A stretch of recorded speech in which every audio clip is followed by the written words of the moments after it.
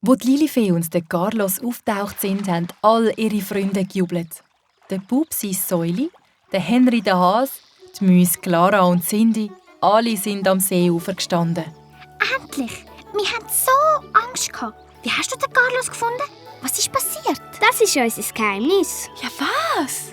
Was war denn im See so geheimnisvoll gewesen?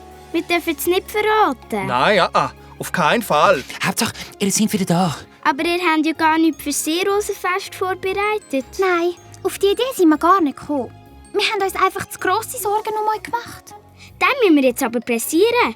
Ich habe nämlich einen Überraschungsgast zum Fest eingeladen.